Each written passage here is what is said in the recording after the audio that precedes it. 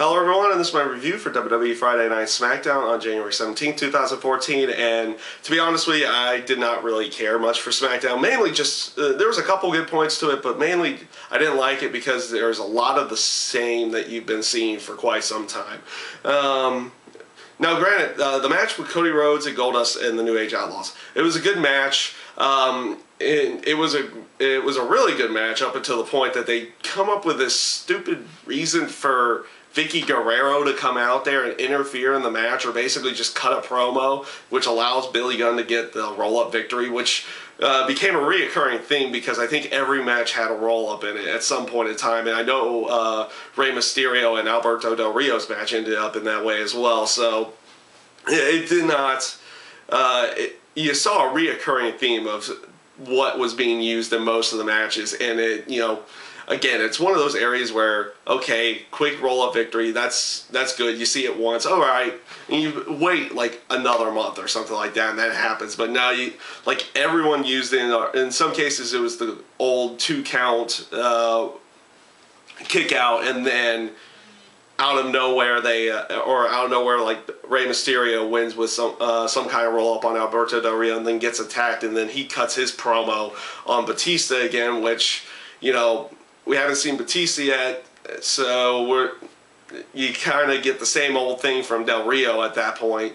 And, you know, the same thing with Big Show and the Paul Heyman promo. Now, granted, Paul Heyman's gold on cutting a promo. He's really good and can get you into feeling the storyline, or just getting his point across. And he's just really good on promos, great at cutting them.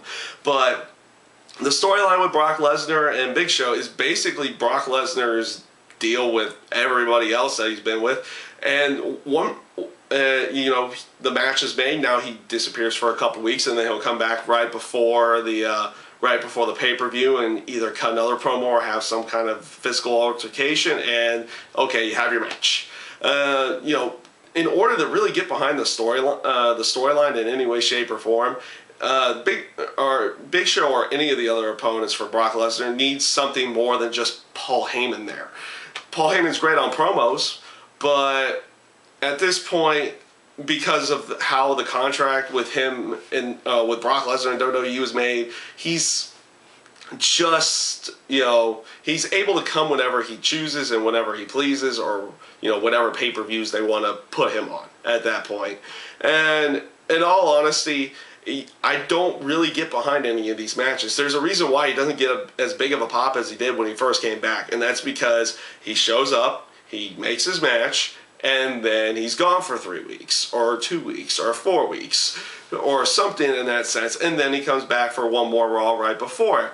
And you can't get behind the storyline if you don't see the guy before multiple times, even like on a weekly basis before the match, and that would benefit a lot of those matches if he was there on a weekly basis. Maybe not necessarily doing a match, but doing something in a physical altercation type deal.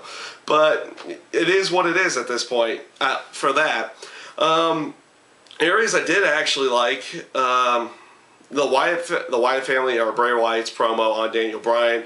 It's definitely a necessary direction where they're going to go, where he basically says, like, okay, he's done with trying to get Daniel Bryan to join and be with the Wyatt family. Now it's just time to destroy him type deal. It's a necessary path of where to go. I feel like they went too soon with it, but it's definitely the proper path. And Bray Wyatt's cutting of promos, he's spot on with every single promo. I really like watching his promos. So we'll see how they continue on with that.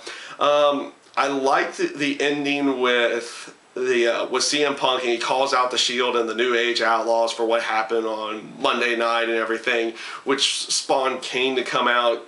And it looks like Kane's trying to be all nice with CM Punk and trying to protect him.